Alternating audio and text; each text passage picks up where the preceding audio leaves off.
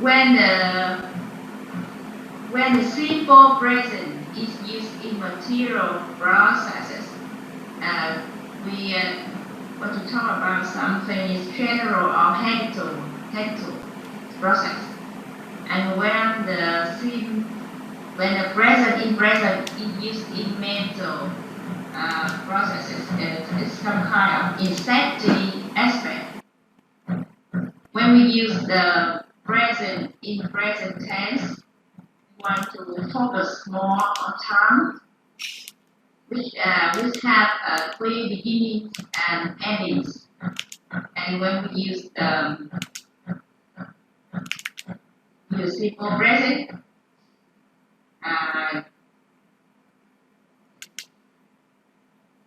let's focus on time. The next criteria is mental processes is two-way processes. Yeah, you can say Mary like a gift, or the gift is Mary. It's mental process. In material process, I bought the book, but you cannot say the book sold me. It's not a two-way process in material process.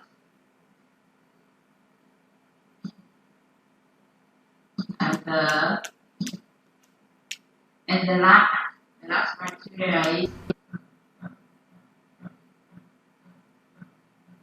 the mental process cannot be brought or substituted by the verb rule. Why? You can brought or substitute by the verb rule in the material process. In the first example, Mary like a house. You cannot make a question like what did she do with the house? Yeah? But in the second example, Mary sold the house. You can brought the process by asking what did she do with the house?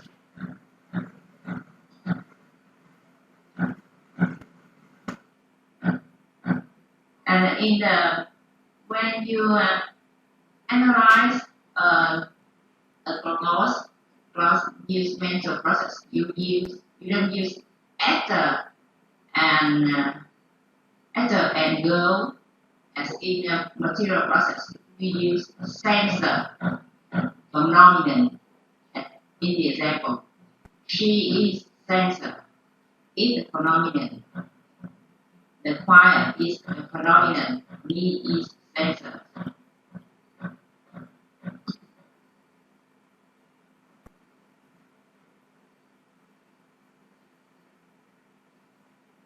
And the mental processes is divided into three types. The first one is intensive. The second one is circumstantial. And the third one is possessive. By the way, mind, is it mental, process, or relational? Oh. Please double check it. I doubt that this is relational process, not. Oh, yes. Okay, we will wrap this up later. Okay. Yeah. This relational processes into three types: intensive, circumstantial, and possessive. And the form of the intensive is S is A, and in the circumstantial, S is SA. In the possessive, S SA, and each of these comes into these distinct modes: attributing and identifying. In the attributing, you can say they is a verb. You cannot reverse the clause. Cannot say S is S. It identifying verb. You can say S is A, and you reverse the clause A is S. We give you example. In the attribute verb, we say Miss Tim is smart. You cannot say smart is Miss Tim. But in an identifier verb, we say Miss Tim is the monitor of our class, or the monitor of our class is Miss Tim.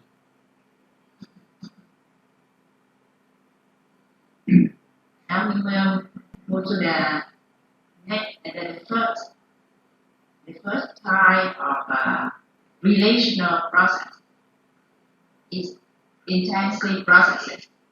Attribute mode.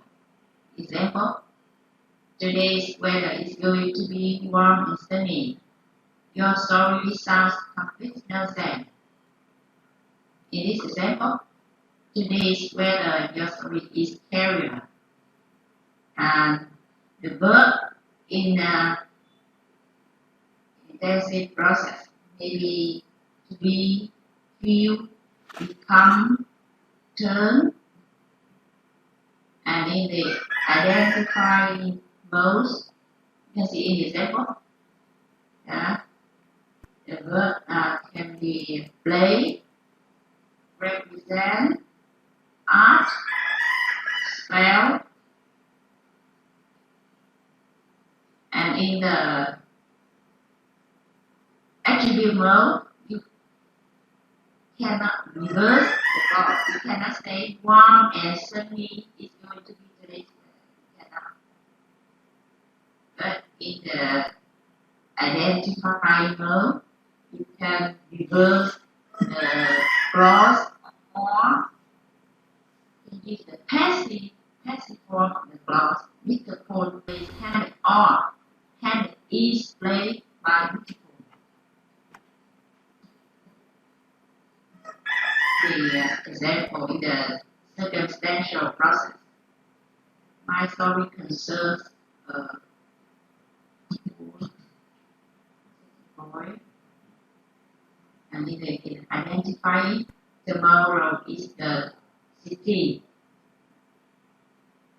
We can an identifying clause is reversible. We can say the city is tomorrow. Activity mode, activity clause cannot be reversed. Cannot say a poor boy concern my story. The last one is my possessive process. It has a piano. You cannot say a piano has Peter. But in the identifying mode, the piano is Peter's. It can be reversible. Peter is the piano. So, I finished the first 4 parts. Okay, now, please, would you mind summarizing how many processes have you talked about? And what are, the main points of each process? You've been talking about? I'm talking about three kinds of processes. What are they? The first one is material. Material processes. Yeah. In the material processes, when you talk about the participant, yeah, it can be one participant or 2 participants. If it has only one participant, and you could call the participant is actor. If it has the second participant, we shall call a girl. Yeah.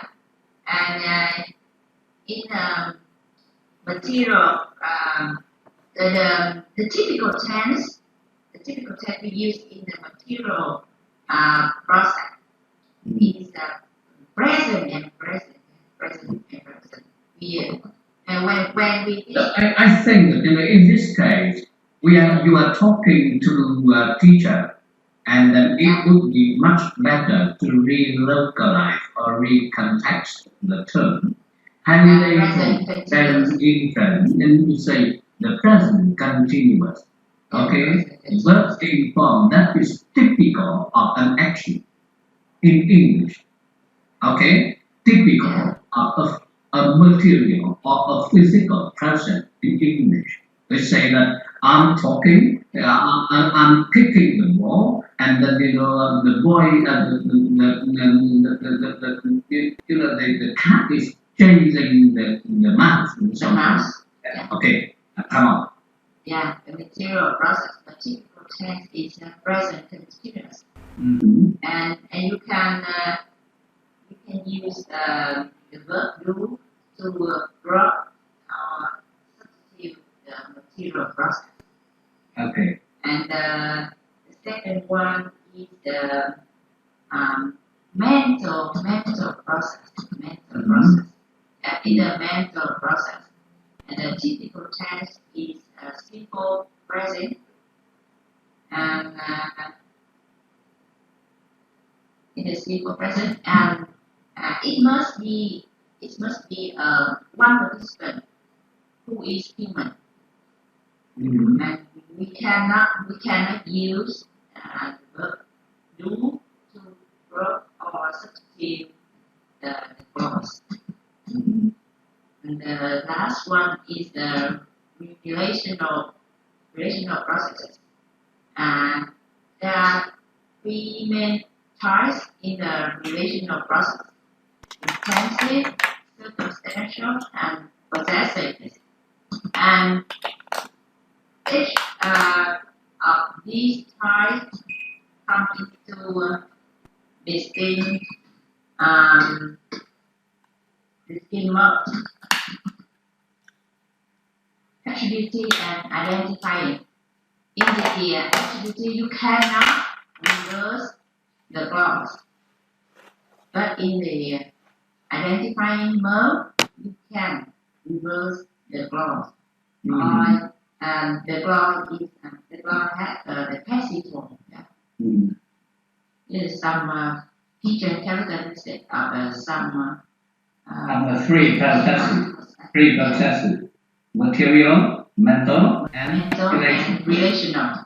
Okay, now your friend will continue to talk about the rest of the. I'm the second presenter in my group now, and I'm going to cover the rest content of the participant. So the content includes four main parts: other process type, summary of process types. The second is other participant functions. The third one is circumstances, and the fourth one is transitivity and voice another interpretation. So I'm going first part now. Other process type, summary of process types, and as you just listened from Miss Mai before, she just mentioned the three main kinds of processes, including material processes, mental processes, and relational processes. So here I'm going to tell you about other three kinds of processes. They are behavioral processes, verbal processes, and existential processes. And at the end of this part, I will summarize the process types. The next type of processes is the behavioral processes. Behavioral processes are the processes of physiological and psychological behavior. And you can see the three examples I show on the screen here. Number one, he was laughing. So laughing here is the behavior of physiologically. So number two, they hummed a little tune. Or number three, we were watching the news. Hum or watch. Here are the behavioral processes.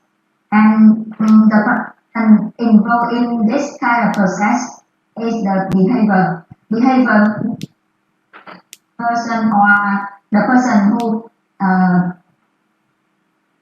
the person who take the or who do the action. Yeah.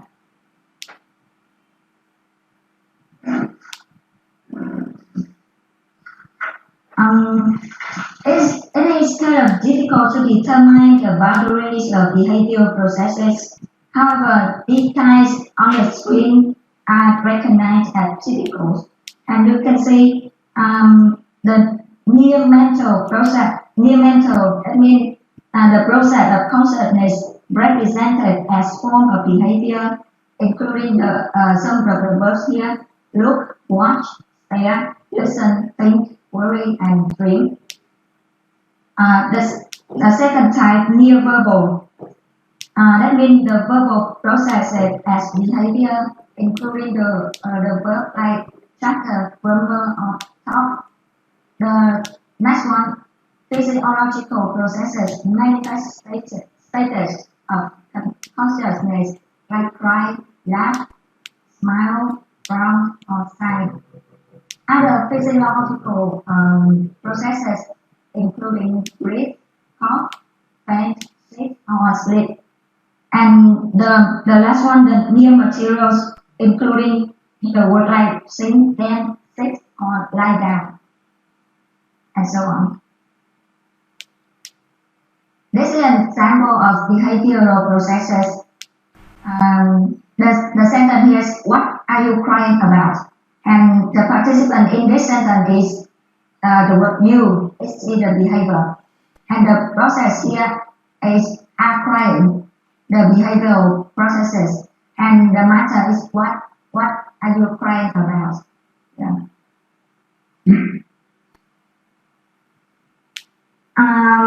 Move to the next type of process is the verbal processes. Verbal processes are the processes of saying, and it includes any symbolic exchange of meaning. The participants in this type of process are the sayer and verbiage, and it will include maybe the receiver, and I will talk about it later. Here are the two examples that I put on the screen. She told me the story of her life, and the verb told here show you the verbal process. Number two, he couldn't say a word. The verb say here also a verb.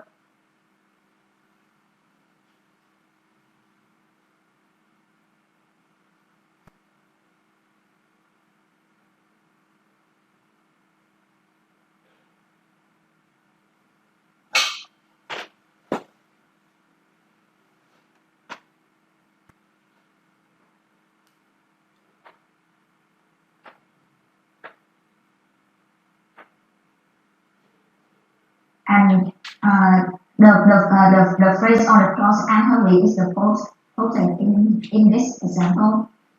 Example B, John said he was hungry. So in this sentence, this is a indirect speech sentence, and the sayer still is John. The process still the verb said, but the clause he was hungry in.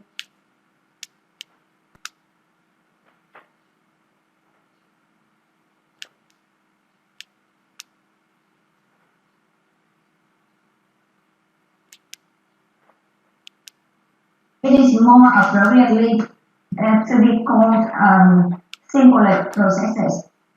Example, the light says stop. You can see the participant, the light here is not something that conscious. So, but it still happens in verbal processes. Number two, the guidebook tells you where everything is. The guidebook here is a thing, and it's not like a human, and it's not like a conscious participant. Verbal processes can be projected to be either a proposition or a proposal. Example, in sentence number one, he told me it was Tuesday. It is a proposition. And number two, she told him to make his sleep. This is a proposal. Verbal processes display distinctive patterns, and it includes three participant functions which like I just mentioned before, receiver, verbiage, and target. The receiver is the one to whom the safe to what is it, including content. The target is the entity that is targeted by the process of saying.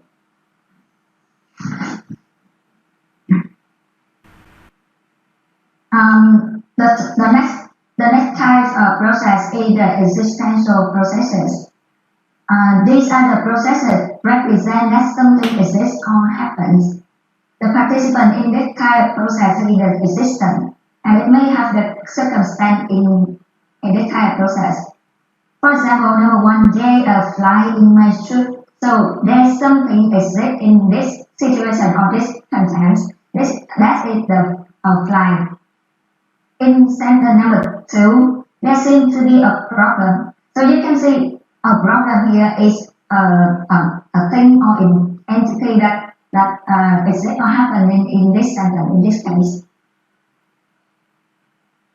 Existential clauses typically have the verb be, and existential clauses contain a distinct circumstantial element of time or place. Example, there was a picture on the wall. So in this sentence, the sentence tells you that there was a picture and that picture was on the wall. I show you the place. Yeah. Some more example about existential processes. There was a storm. You can see in this sentence the process is the verb was. A storm is the existence. Number two, on the wall there hangs a picture. So on the wall is the circumstance. Show you the place. The process here is the verb hang, and the existence is a picture. Number three, there's a man at the door. The process is the verb be. There is, and the existence or entity is a man. The circumstance is at the door. Show you the place, the position of the man. Now I'm going to summarize the process types. From the beginning, Ms. Mai had presented the three main kind of processes, and I just talk about the other three types. So in total, we have 6 types of processes, and their materials. Material including participant, actor, and role. The second type is behavioral process. Behavioral process include the behavior. The third type is the mental processes. Mental processes talk about the sensing, seeing, feeling, or thinking, and the participants are sensor and phenomenon. The fourth type of processes is the verbal processes. The participant in this type of processes are the sayer and target. The relational processes have the participant carrier, attribute, identifier, token, and value. And the last one is the existential processes has the participant existence. Yeah. Okay, so if you guys have any questions, please save them at the last, and I will have like few minutes for you to have a part of Q&A. Okay. Now I'm moving to the next part, other participant function. So we have 2 more participant functions here. The first one is the beneficiary, and the second one is the range. The beneficiary usually happen in material and verbal processes. The beneficiary is one to whom or for whom the process is set to take place. And it appears in material and verbal processes. Occasionally, it still happens in relational processes. This is some example about beneficiary. Number one, the Duke, they might ask a tip off. So in this sentence, the recipient to whom is my aunt. So my aunt is the person who get the benefit from the action with the tip off. Yeah. Number two, I sent a letter to everyone who lives in the neighborhood. The recipient in this sentence is everyone who lives in the neighborhood. She did me a favor. In this sentence, the beneficial is for whom? For the client.